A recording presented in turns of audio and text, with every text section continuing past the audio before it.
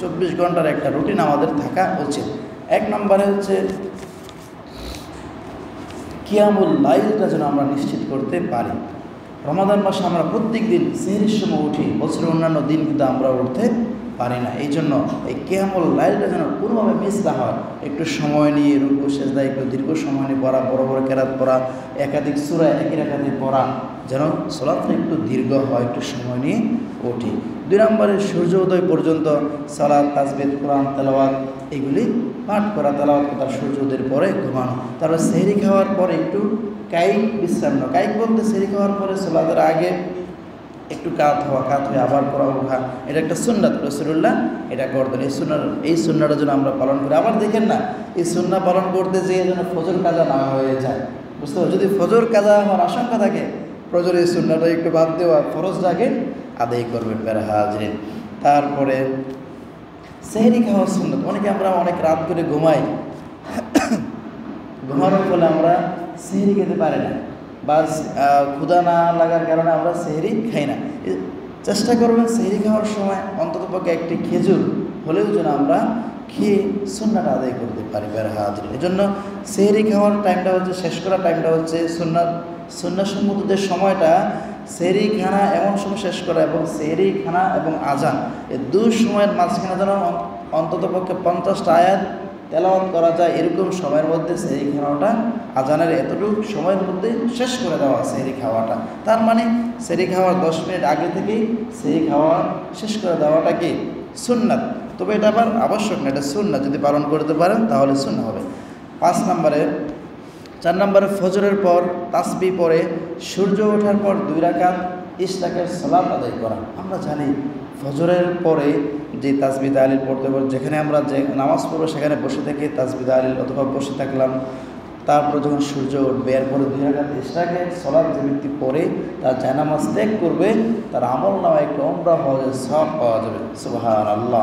এটা হচ্ছে সব সময়ের জন্য। যদি আমি রমাদান মাসে পড়ি, রমাদান মাসে আমরা জানি একটা সুন্নাহ পড়লে একটা সুন্নাহ আদায় করলে একটা ফরজের সমান সওয়াব পাওয়া যায়।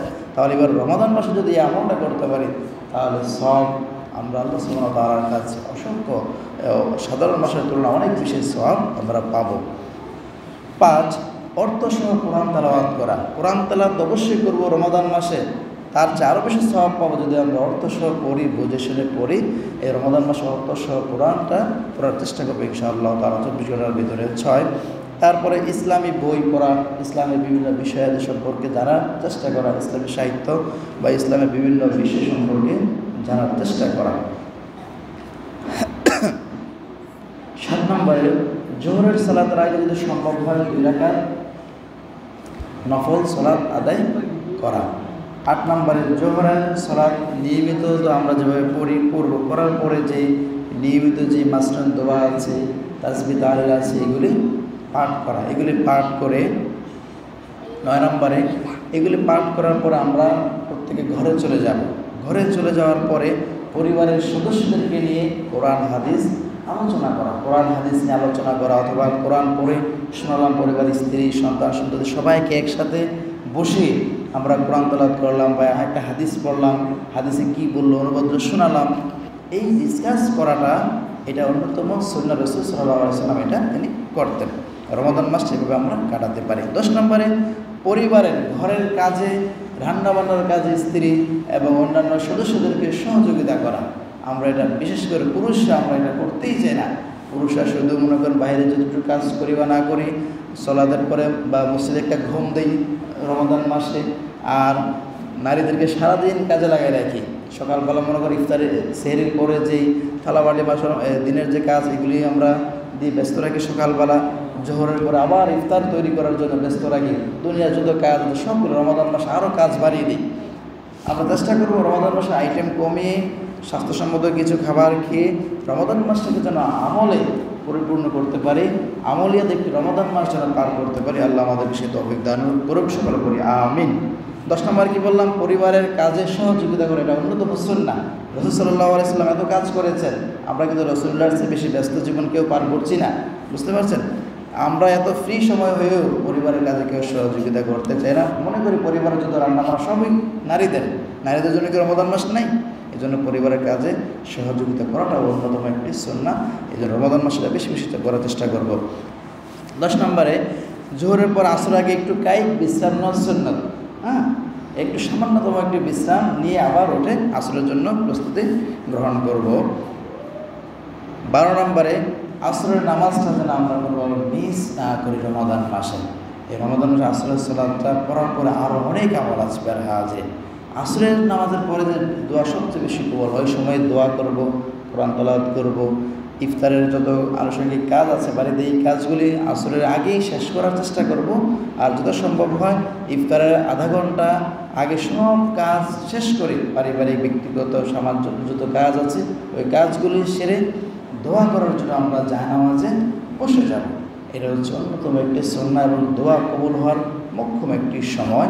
এবং তারপরে ইফতার করবো খুব দ্রুত সময়, ইফতার সামনে রেখে আমরা সময় হওয়ার সাথে সাথে দ্রুত ইফতার করে ফেলবো। অনেকে কী করে মায়েরা বোনের বাড়িতে দেখবেন ইফতারকে সামনে নিয়ে বা ইফতার আজান হয়ে গেছে এবং মসজিদে আজান দিচ্ছে, তখন ওই সময় ইফতার না করে তারা অজু করে তারা বাইরে যায়, এটা করে সেটা করে, ওই স্বামীকে এটা সেটা আগিয়ে দেয়, তাই না? এই কাজগুলা আমাদের মাদেরকে বোনদেরকে আমরাও করতে দেবো না, আমরা নিজেরাও করবো না। ইফতার করতে হবে দ্রুত, আর সেহেরি খেতে হবে বিলম্ব করে। ইফতার দ্রুত করা এবং সেহেরি বিলম্ব করে করা হচ্ছে সুন্নাত। বিলম্ব বলতে সময়ে একবারে মনে করেন 10 মিনিট আধা ঘন্টা থাকতে, এই সময় মনে করেন 3টা বাজে রাত 8টা বা 10টা বাজে ইফতারি সেহেরি খেয়ে ঘুমানোটা সুন্নাত না, রাতে উঠে সেহেরি খাওয়াটাও সুন্নাত ফের হাজির। আরেকটা অন্যতম সুন্নাহ এবং আমল সেটা হচ্ছে রোজাদার রোজা রেখে অন্য কাউকে ইফতার করাবে। এটার মতো সওয়াব আপনার রমাদান মাসে পাবেন কিনা সন্দেহ আছে। কারণ আপনি সারাদিন রোজা রেখে আপনার রোজা কবুল হতেও পারে, নাও হতে পারে।